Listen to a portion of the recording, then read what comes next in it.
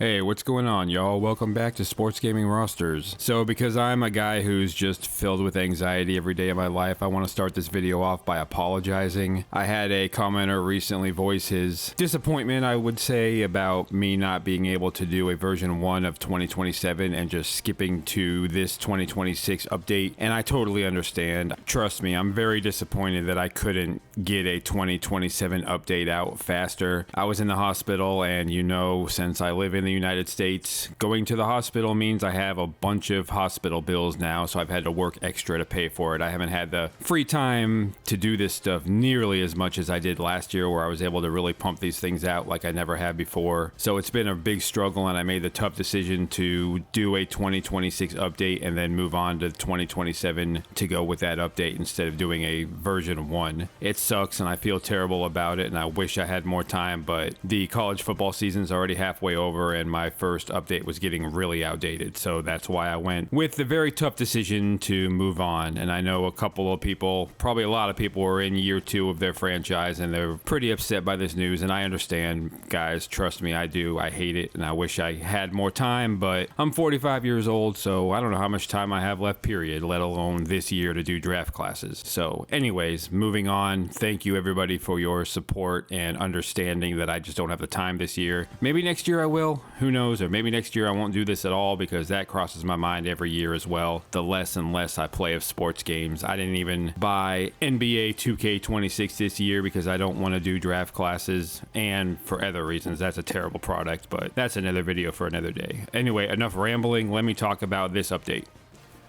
So there's not quite as many changes as I thought there was going to be. I was pretty good with my preseason list. There are 38 new players, 5 or 6 quarterbacks, and some for every other position. I went through every player to see how they were performing this year and if they were still one of the best NFL prospects. Have a couple of underclassmen, moved a couple of guys down to 2027, and added some new guys here and there. So not a ton of changes, but some.